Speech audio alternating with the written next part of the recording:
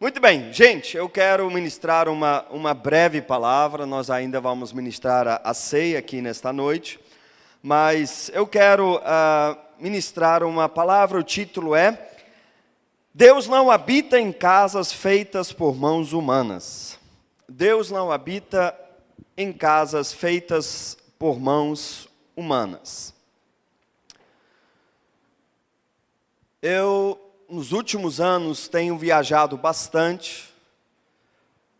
Agora, esses primeiros meses do ano, eu tenho praticamente enxugado totalmente as minhas viagens. Eu fiz uma para Vila Velha e agora, em maio, ainda vou para o Rio Grande do Sul, por causa de um compromisso já do ano passado. Mas fora disso, não tenho viajado mais, porque preciso estar muito concentrado nessa transição da igreja aqui para os pastores Márcio e Sônia, e também nos núcleos, né, deixando realmente a casa arrumada em nome de Jesus. Fora esse processo da nossa mudança para a Suíça, requer muita força, muita concentração, muita coisa para ser organizada, e fora ainda o processo todo das crianças que também está ocorrendo ao mesmo tempo. Mas nessas viagens que eu faço, eu ministro muito sobre a questão da visão do MDA, de grupos familiares, de discipulado, e muitas dessas conferências tem um momento chamado workshop, né? Um momento mais mais interativo. Não é simplesmente uma pregação. Normalmente eu dou uma palavra e depois nós abrimos para perguntas. Nós também fazemos isso na nossa conferência aqui, então você sabe bem do que eu estou falando. E nesses workshops, normalmente, surge uma pergunta. A pessoa faz uma pergunta para mim, e a pergunta é o seguinte: qual é o maior desafio de colocar uma igreja para dentro da visão do MDA, dos grupos familiares, de discipulado? Qual é o maior desafio para um pastor que quer ter uma igreja em grupos familiares funcionando do jeito que deveria ser? E a resposta a essa pergunta é a seguinte: o maior desafio é a mudança de mentalidade. Fala comigo, mudança de mentalidade. Porque se um pastor for organizado, graças a Deus nós temos nos esforçado para ser organizado, mas se um pastor é uma pessoa organizada e tem uma igreja de 100 pessoas, ele vai poder pegar o cadastro de membros, ele vai poder ver aonde essas pessoas moram, ele distribui essas pessoas em pequenos grupos de mais ou menos 8, 10, 12 pessoas, e dentro de uma semana ele faz uma distribuição, e dentro desses grupos familiares ele também pode ver quem é mais maduro, quem poderia discipular ali algumas pessoas e montar uma rede. Então, para uma pessoa que é organizada, isso não demora muito, 1, 2 semanas, talvez um mês, se a igreja é um pouco maior, isso está feito. Porém, essa questão de mudança da forma de pensar a respeito da igreja, a respeito do papel dos membros da igreja, do papel do pastor da igreja, como se gera novos líderes para assumirem esses grupos, esse tem sido o maior desafio para uma igreja que de fato quer romper com grupos familiares e discipulado. Interessante quando em 2 Coríntios capítulo 10, versículos 3 a 4, os versículos muito conhecidos por nós, o apóstolo Paulo diz o seguinte: pois embora vivamos como homens, não lutamos segundo os padrões humanos. As armas com as quais lutamos não são humanas, ao contrário, são poderosas em Deus para destruir fortalezas. Então, quando a gente menciona esse versículo, normalmente numa tradução um pouco mais antiga, A gente fala assim, ó, as armas da nossa milícia não são carnais, mas são poderosas em Deus para destruir fortalezas. Quando a gente menciona esse versículo, a gente pensa logo em caminhadas de oração, em subir monte, fazer campanha, sabe, de tantos dias orando, tantas sextas-feiras ou tantos sábados, sei lá qual é o dia que a pessoa escolhe, e a gente usa as nossas armas espirituais para destruir as fortalezas do inimigo. Porém, se você olha o contexto desse texto, você vai ver que o apóstolo Paulo não está falando sobre fortalezas do inimigo, do diabo. Ele não está falando de lugares estratégicos espirituais. Ele não está falando de centro de macumba. Ele não está falando de maçonaria. Ele não está falando de nada disso. Olha só. Ele continua falando, aliás, deixa eu ler de novo e eu vou continuar lendo depois o versículo 5. Pois embora vivamos como homens, não lutamos segundo os padrões humanos. As armas com as quais lutamos não são humanas. Ao contrário, são poderosas em Deus para destruir fortalezas. Destruímos argumentos e toda pretensão que se levanta contra o conhecimento de Deus. E levamos cativos todo pensamento para torná-lo obediente a Cristo. Então, o apóstolo Paulo não está falando de fortalezas aí fora, ele está falando de fortalezas na nossa mente. Ele está, talvez a sua Bíblia use a palavra sofismas, coisas que parecem certas, mas à luz da palavra de Deus não são certas. Coisas que nós até às vezes defendemos, mas se nós realmente pararmos para entender o que nós estamos fazendo, nós vamos descobrir que há fortaleza na nossa mente. A nossa mente foi pré-programada para certas coisas. Então, queridos, esse é o maior desafio. É o maior desafio para mim e se você nunca pensou a respeito, eu posso te garantir que é o maior desafio para você, a mudança da forma como nós pensamos, como nós enxergamos igreja.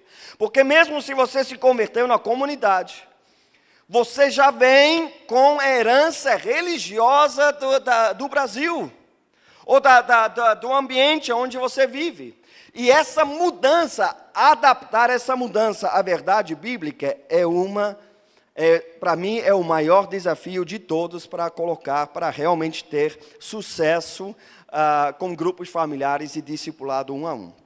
Então, eu quero ministrar essa palavra por dois motivos. Primeiro, fortalecer o seu entendimento do que é uma igreja em grupos familiares, que somos nós, uma igreja em grupos familiares. Amém, queridos? Então, o primeiro motivo é fortalecer o seu entendimento, o que é e porque nós somos uma igreja em grupos familiares. E o segundo motivo, proteger os líderes e membros nas nossas igrejas de doutrinas falsas e até mesmo antibíblicas. A Bíblia chama essas coisas de fábulas, de mitos, de contos de fada. Então, eu quero hoje colocar entendimento nas tuas mãos para você se fortalecer no seu entendimento, mas também para você poder ajudar outros a não caírem na armadilha de falsas doutrinas, ou mesmo doutrinas antibíblicas. Quero te contar uma história. Uma história que você conhece. Uma pessoa entrega a sua vida a Jesus. É um novo convertido. Nunca tinha entregue a sua vida a Jesus, agora está apaixonado por Jesus. Ele está tendo uma experiência que ele nunca teve antes. E é assim, ele acaba se encontrando outros crentes, ele acaba descobrindo que lá no trabalho tem também alguns evangélicos, ou no meio da rua, ou algum amigo. Aí ele vai lá, você também é evangélico? Pois é, eu tô apaixonado por Jesus e está feliz da vida. Aí aquele outro crente, ele faz uma pergunta: e qual é a sua igreja? Aí ele responde: a minha igreja é a comunidade evangélica cristã. E aonde ela fica? Aí ele responde: ou na rua José Paz de Abreu, 870, ou na antiga estrada para Búzios, ou lá em Búzios, ou lá em São Pedro, ou lá em Itaperuna. Aliás, Itaperuna já fica um pouco mais complicado, daqui um pouco nós vamos falar sobre isso. Por quê? Aí ele pergunta, e quem é seu pastor? E aí começa a fazer uma ficha daquela pessoa, não é verdade? Mas vamos supor que aquele novo convertido, ele não conhece nada de estrutura de igreja, de um negócio chamado eclesiologia. Talvez você também não entende nada, mas vai entender hoje, aleluia. E ele fala assim, mas quem é seu pastor? O meu pastor, quem cuida da minha vida, é o Ricardo. Mas como assim? Ricardo fez seminário onde? Cara, eu nem sei, o que é seminário? Mas Ricardo, ele se formou aonde? Formou em quê? Não estou entendendo. Novo convertido. Quantos aqui já foram novo convertido um dia? Você lembra como a gente não entendia nada das coisas? Hoje a gente fala as coisas com a maior naturalidade, mas a gente não entendia absolutamente nada, não é verdade?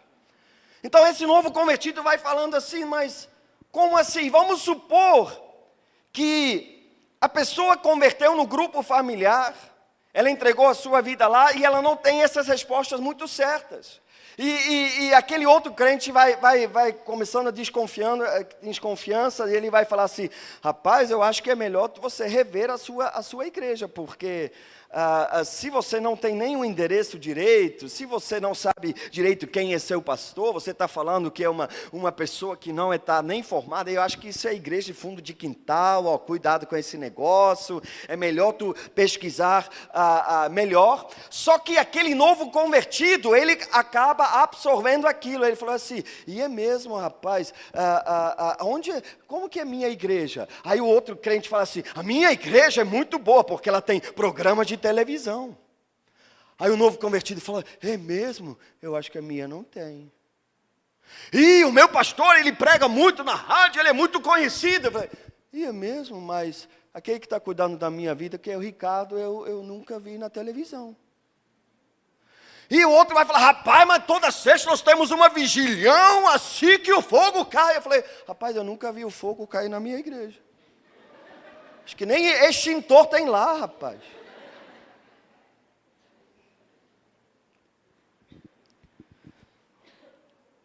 Só que tudo isso que eu acabei de falar tem a ver com coisas que nós temos estabelecido na nossa cabeça. O que é igreja, o que é uma igreja poderosa, como essas coisas funcionam, o que uma igreja boa tem que ter, como isso tem que funcionar, o que é um pastor ungido, aleluia, e o que é um irmãozinho, o Zezinho, o João Ninguém, que só faz uma oraçãozinha e que não tem expressão nenhuma. Tem tudo a ver com a nossa ideia do que é igreja. Por exemplo, eu te pergunto, nós temos uma igreja em Arraial do Cabo? Sim ou não? Sim ou não? E ela fica onde, gente? Me dá um endereço que eu nem sei. Nós temos uma igreja em Itaperuna hoje? Não. Sim. Não. Vamos lá. Quantos acham que sim? Quantos acham que não? Quantos preferem não opinar?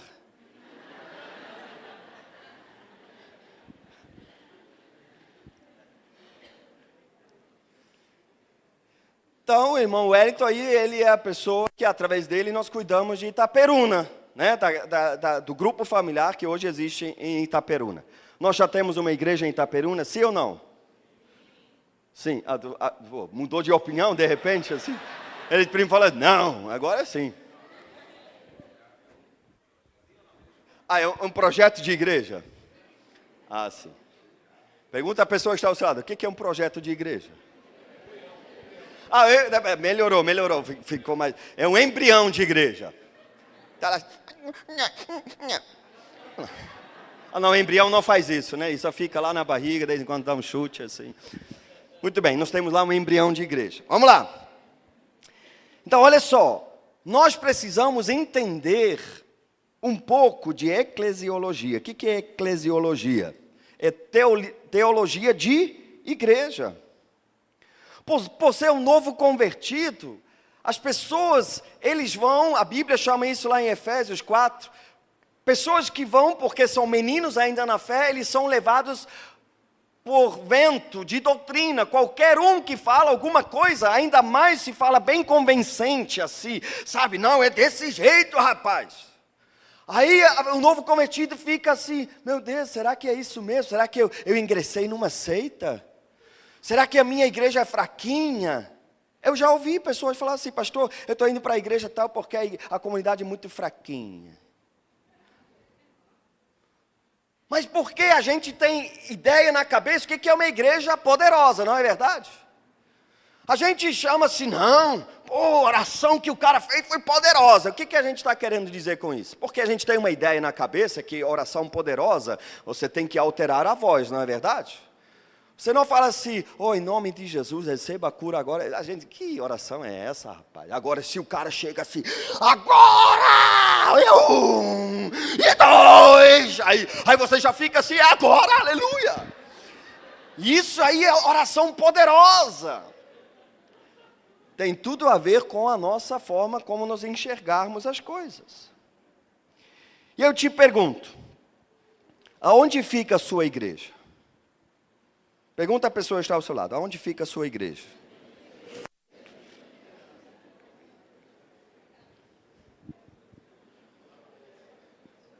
Eu quero insistir nisso, queridos. Preste bem atenção. Eu tenho falado algumas coisas, mas eu não tenho tido muito sucesso nessas coisas. Nós fazemos afirmações o tempo todo, várias vezes por dia, às vezes. E muitas vezes cantando, e muitas vezes emocionado, e muitas vezes nós levantamos as mãos e fazemos afirmações absurdas, que nós achamos que é a coisa certa. Por exemplo, nós cantamos, eu já falei isso várias vezes, mas não consegui ter sucesso porque a turma continua cantando do mesmo jeito. Eu já falei várias vezes, mas as pessoas continuam orando do mesmo jeito. Ele fala assim, Senhor, seja bem-vindo a esse lugar.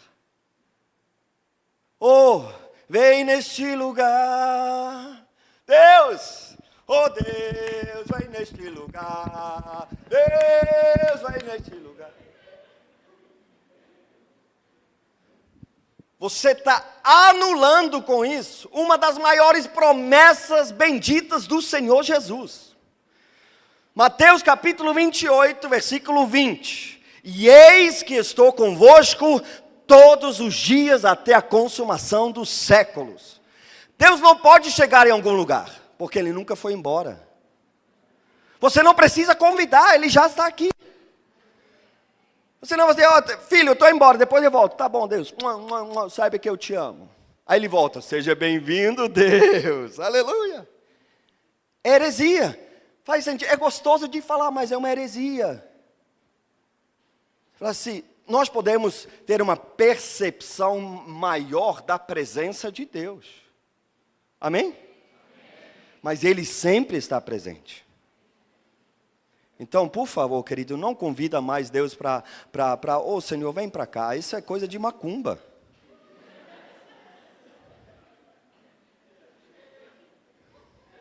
É verdade.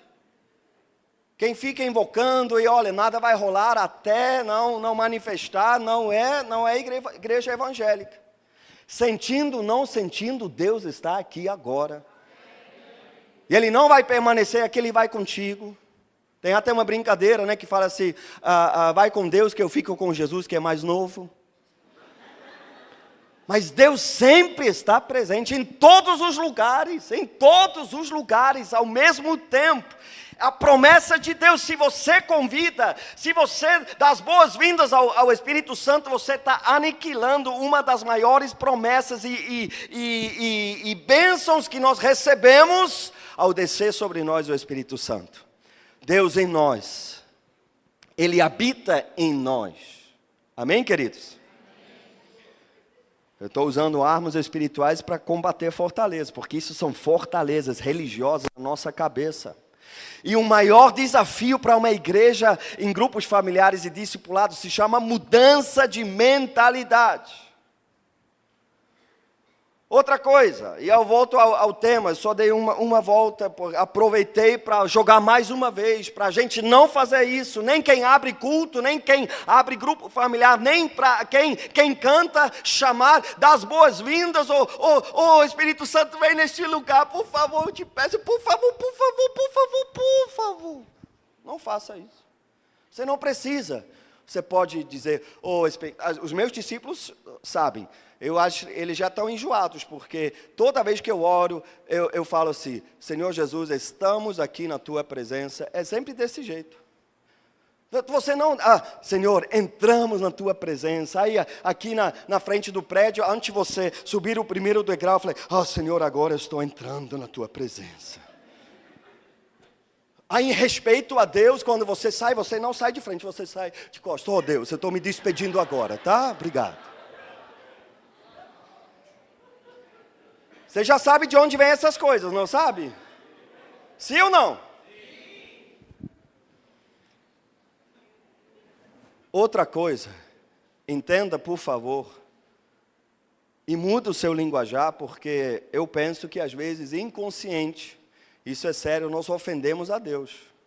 Porque coisas que foram conquistadas na cruz do Calvário, nós estamos aniquilando através das coisas que nós afirmamos. Eu quero te falar uma coisa.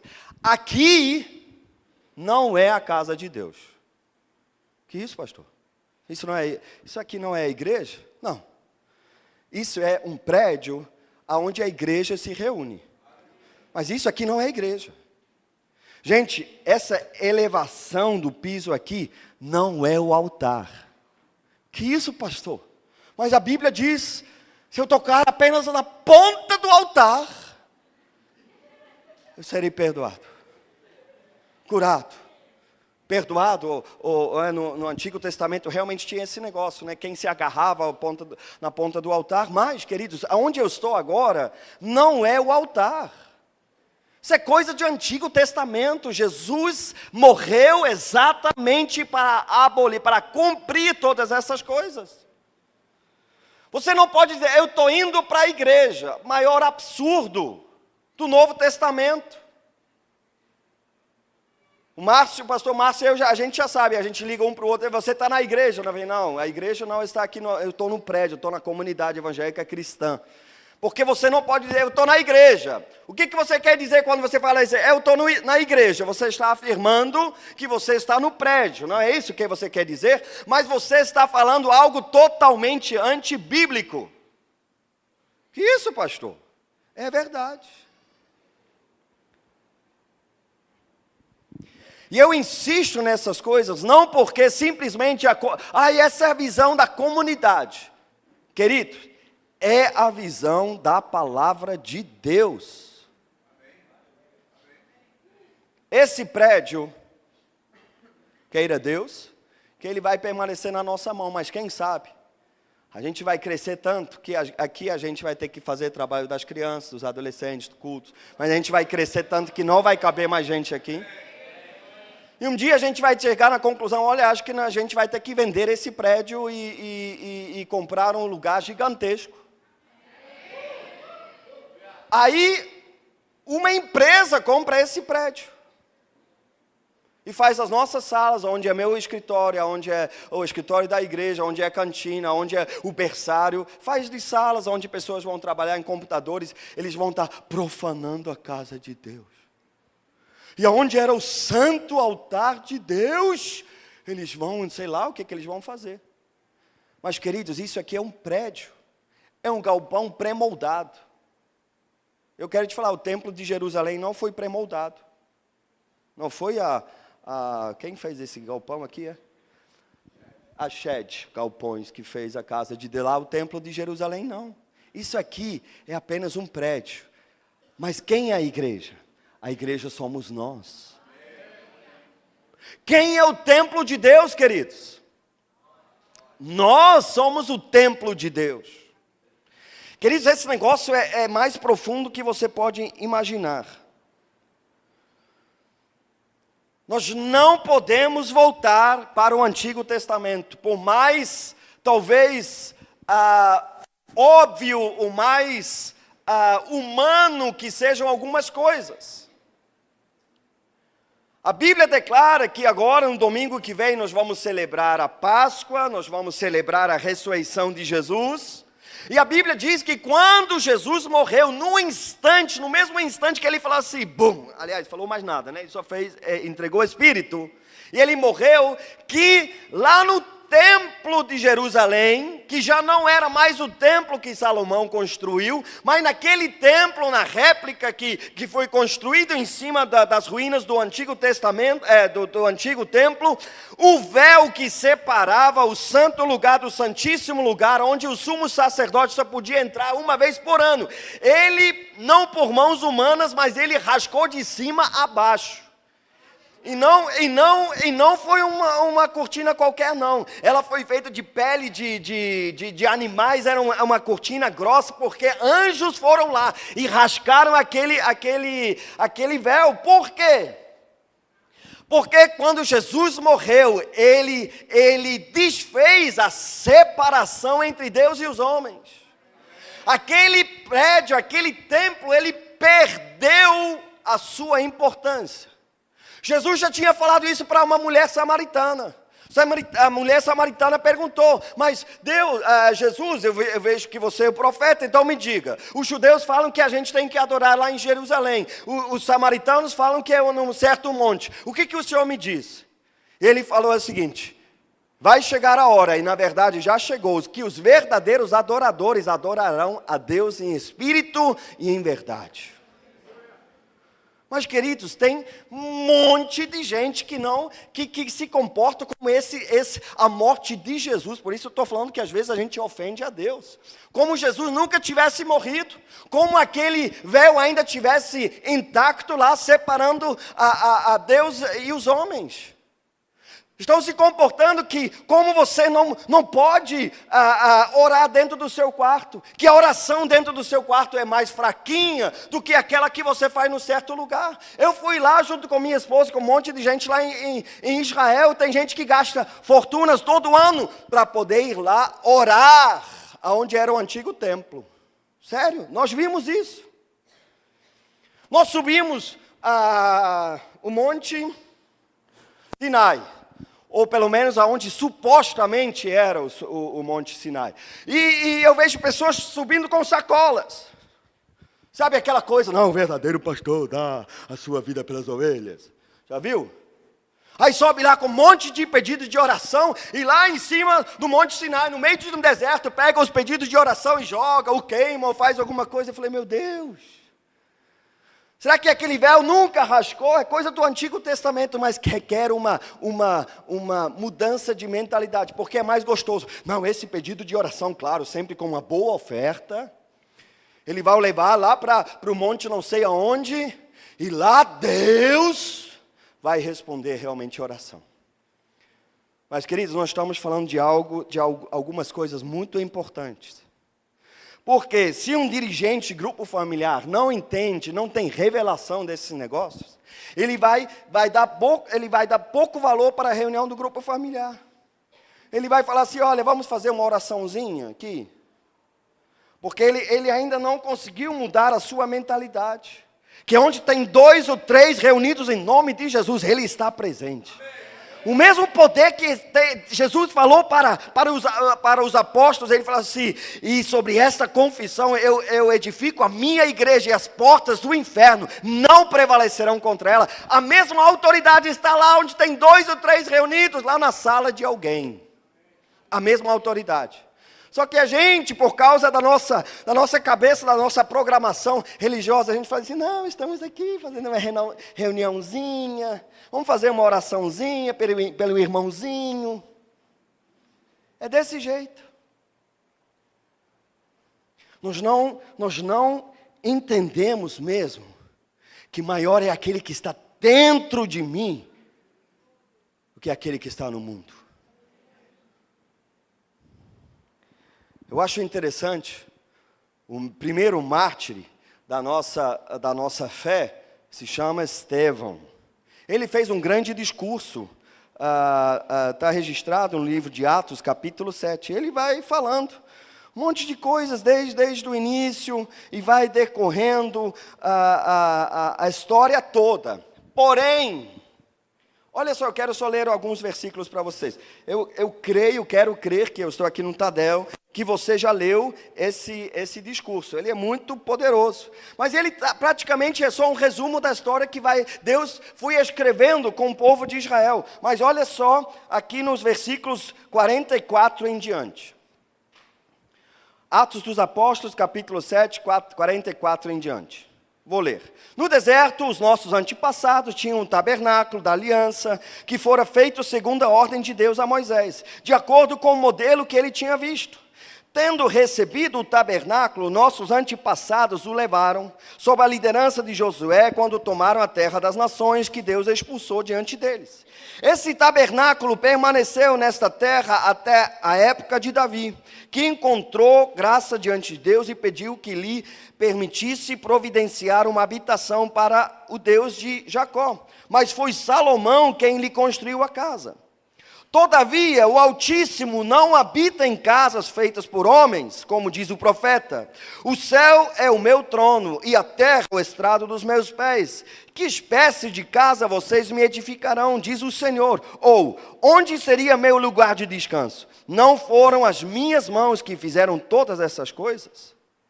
Olha só, povo rebelde, obstinado de coração e de ouvidos, vocês são iguais aos seus antepassados, sempre resistem ao Espírito Santo. Qual dos profetas os seus antepassados não perseguiram? Eles mataram aqueles que prediziam a vinda do justo, de quem agora vocês se tornaram traidores e assassinos. Vocês que receberam a lei por intermédio de anjos, mas não lhe obedeceram. Então olha só, o discurso é enorme. É um capítulo inteiro, um discurso. Mas quando Estevão começou a falar, olha, esse templo aqui não é a casa de Deus, porque Deus não habita em casas feitas por mãos humanas, Ele habita dentro de cada um que o recebe como Senhor e Salvador. Ali eles não aguentaram mais. Até então eles ouviram, estavam, poxa, argumento esse, argumento aquele. Mas quando Estevão falou assim, olha, Deus não habita aqui mais em Jerusalém, aí eles não aguentaram mais. Eles começaram a pegar em pedra e começaram a apedrejar Estevão e ele morreu. Queridos, por que às vezes nós enfrentamos tantas dificuldades no meio evangélico do jeito que a gente trabalha? Porque nós nos levantamos contra fortalezas, nós nos levantamos contra sofismas. Quando a gente fala que o João Ninguém, que mora lá na casa, onde ninguém conhece, é o pastor da minha, ele cuida de mim, é o profeta da minha vida, ele é usado por Deus, os outros falam assim, não pode ser, é diferente. A casa de Deus, quando nós construímos a nossa casa em Cabo Frio, teve um ajudante de pedreiro lá, que ele ralava naquele calor do Rio de Janeiro, só a manga só aqui e a calça lá embaixo. Irajá, né? Lá no Rio de Janeiro, no Irajá construímos a casa. O ajudante era assim. Aí um dia eu fui batendo um papo com ele e ele falou assim para mim, que nem para tomar banho ele tira aquela roupa, não de servente. Ele toma banho de calça comprida, de camisa de manga comprida. Por quê? Porque Jesus poderia voltar naquela hora, e se ele tivesse pelado, aí Deus iria rejeitar ele.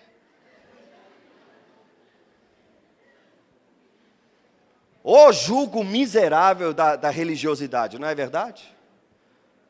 Quantos já cantaram louvores debaixo do chuveiro? É gostoso, né? A gente vira até Elvis Presley, assim, a voz reverba, assim,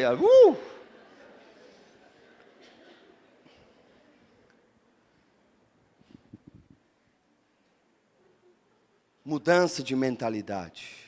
Mudança de mentalidade. Quantos estão entendendo o que eu estou falando aqui hoje?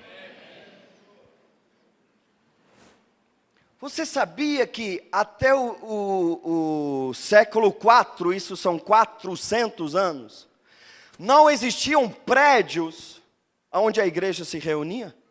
Você já leu na Bíblia que a igreja primitiva se reunia no pátio do templo? Eles se reuniam do lado de fora, em algum lugar.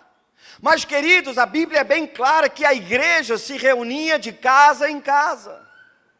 Até o quarto século, durante 400 anos, não existiam prédios, igreja. Não existia. Por quê? Prédio tem que existir para a gente se reunir, mas isso aqui não pode ser igreja.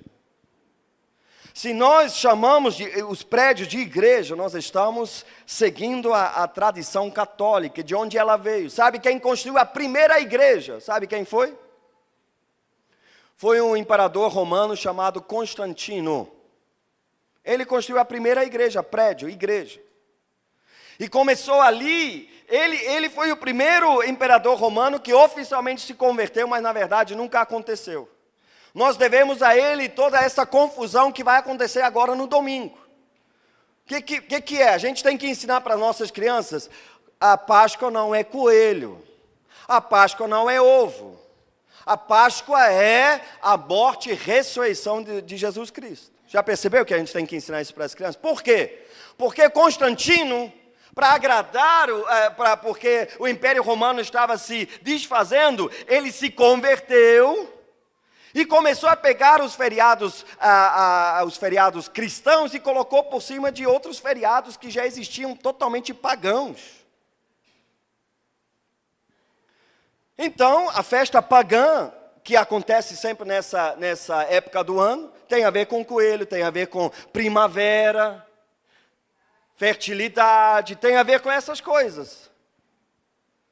E até hoje essas coisas estão aí. Eu quero te falar uma coisa, Jesus Cristo não nasceu no dia 24 de dezembro. 25. Para tu ver, né? Isso foi colocado por... Olha, vamos ter que achar para não confrontar muito os pagãos. Ele pegou os feriados cristãos e colocou por cima. Você já se perguntou, quem define a data da Páscoa? Quantos aqui já se perguntaram, quem define essas coisas quando as coisas acontecem? Alguém já se perguntou isso uma vez? Pelo amor de Deus. Por que o carnaval um ano é na metade de fevereiro, outra no início de março? Ou você é assim, espero que seja início de março. Aí, você já se perguntou uma vez por que essas coisas acontecem? Eu quero te falar uma coisa, o carnaval é definido por causa de estações da lua, até hoje. Parece que a gente ainda está em 2 séculos atrás, se estuda a constelação da coisa, e isso que define quando vai ser o carnaval. E o que define quando vai ser a Páscoa? Se pega o carnaval, se conta 40 dias e se estabelece quando vai ser a Páscoa. Você acha realmente que Jesus... então Jesus ressuscitou no dia 5 de abril, é? Não, aí no ano que vem vai ser no dia 12 de abril. Coitado, não sabe muito bem, né? Foi esse Constantino que começou a fazer uma confusão, toda uma salada tremenda, e começou a misturar tudo. E ele foi a primeira pessoa que construiu um prédio chamado igreja. E depois a história está aí para ser acompanhada aí através da internet, como surgiu a Igreja Católica, porque o Papa é chamado de Bispo de Roma, e assim vem tudo de lá, vai estudando, meu irmão. Não é implicância com os católicos, não. Pelo contrário, tem muita gente católica, gente muito boa, mas eu estou falando da religião. O problema é que a gente pega essas coisas e aplica, e daqui um pouco a gente não consegue romper nos grupos familiares, porque a nossa mentalidade nos atrapalha. A gente está preso em algum lugar. Não, fulano não pode ministrar a ceia, porque ele não é ordenado, porque não é tudo. Coisa de religiosidade.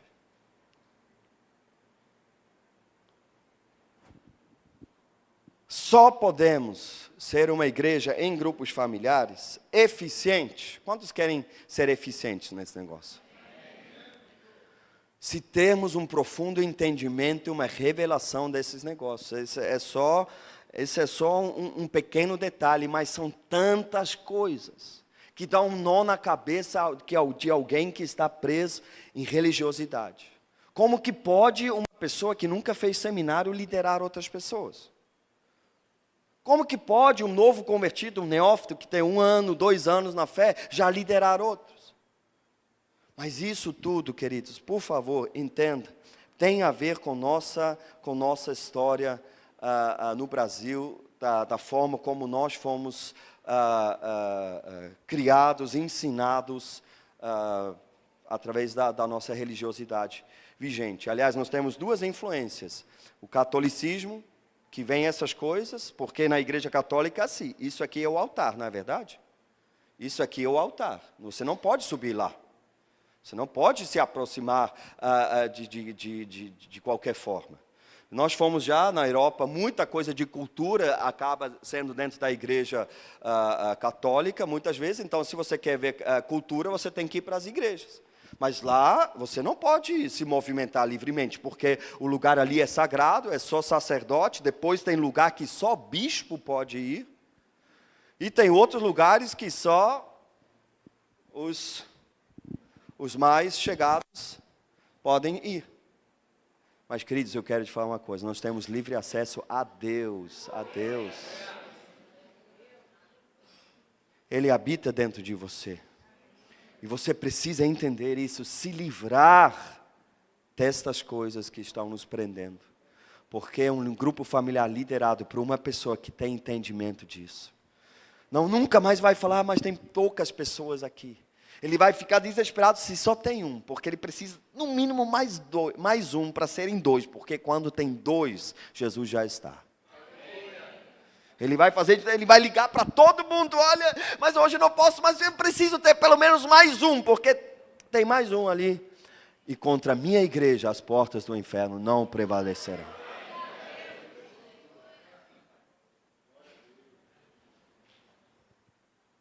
Quero fechar com isso.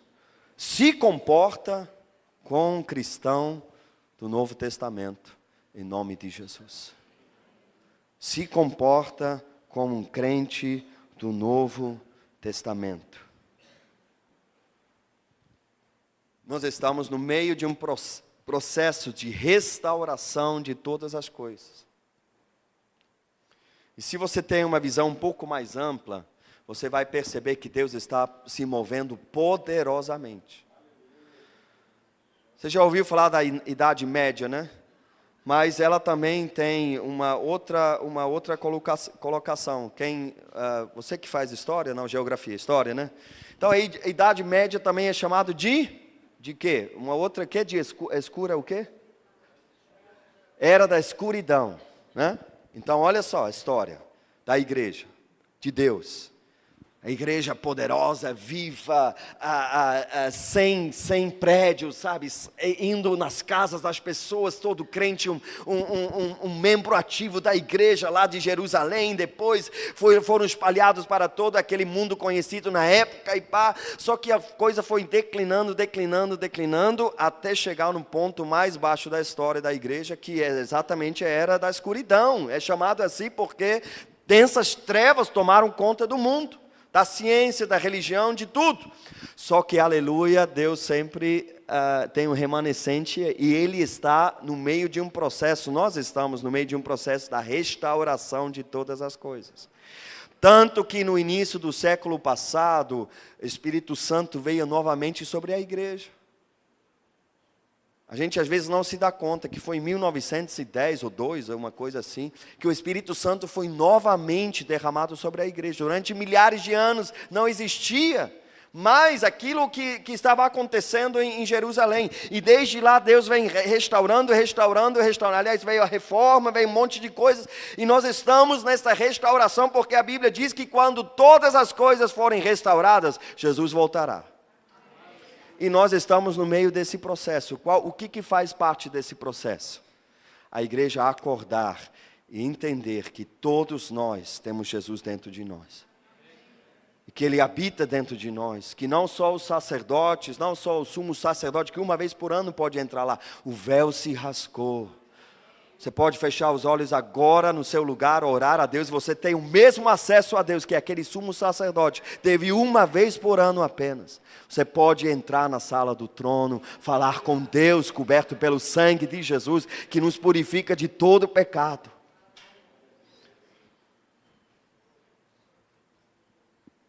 Feche teus olhos, vamos orar. Deus, eu te peço. Sei que é meio complicado as coisas, é muita informação, são 2000 anos de história, não posso contar elas em 40 minutos, mas Senhor, eu te peço, traga luz sobre isso, traga revelação sobre isso, porque eu tenho visto, Senhor, no meio evangélico, e às vezes até mesmo dentro das nossas igrejas, às vezes na supervisão de grupos familiares, que alguns líderes de grupos, alguns cristãos estão se comportando como a gente ainda tivesse vivendo no Antigo Testamento. Que tem uma elite de sacerdotes que eles podem fazer, mas a tua palavra diz que nós somos reino e sacerdotes. Reis e sacerdotes, ou um reino de sacerdotes. Todos aqueles que o receberam, receberam também poder de se tornarem filhos de Deus. Nenhuma condenação há para aqueles que estão em Cristo Jesus. Nós temos livre acesso, Senhor. O nome que está acima de todo nome foi dado a nós. Em nome de Jesus, pessoas podem ser salvas, podem ser curadas, podem ser restauradas. Senhor, nos ajuda de quebrarmos de vez com religiosidade, modelos, fortalezas, sofismas, Senhor, que tem prendido, Senhor, o crescimento da igreja, o avanço, a coragem, a ousadia. Deus, em nome de Jesus, traga revelação sobre isso. Eu não posso, Senhor, eu nem sei se eu fui muito bem claro, mas eu sei que o Teu Espírito Santo pode trazer revelação sobre isso. Eu confio na Tua ação, meu Deus. Não existe oraçãozinha, nem oração poderosa. Ana orou, nem palavras saíram da boca dela e ela foi ouvida, meu Deus. Existe sim oração poderosa porque ela sai de um coração sincero. Porque ela é feita por uma pessoa, Senhor, simples, que acredita no Senhor. Senhor, mais uma vez eu oro. Que esses 3 meses de estudo a respeito do Espírito Santo, que esse seminário do Luciano, e as 3 semanas de jejum, Senhor, nós queremos ver resultados palpáveis dentro dos grupos familiares.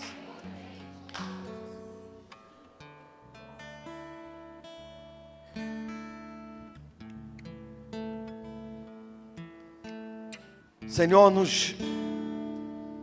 nós nos levantamos contra sofismas, fortalezas, até mesmo em nós, Senhor. Acreditamos na hierarquia, acreditamos que é importante um culto de celebração, onde grupos familiares, onde a igreja se reúne em um só lugar. E para poder reunir, nós precisamos construir prédios para se reunir.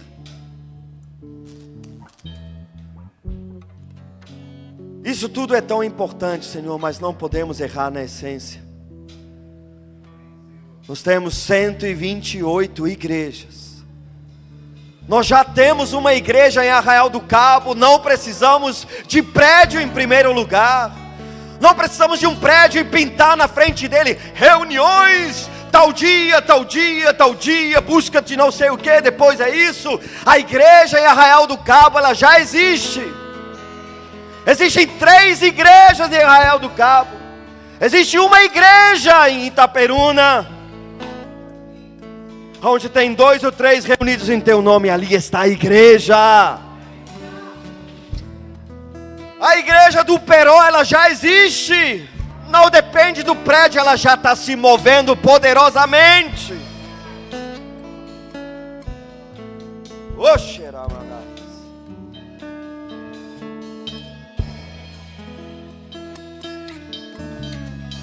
Nos ajuda, Espírito Santo. Traga revelação. Eu te peço em nome de Jesus. Amém, queridos?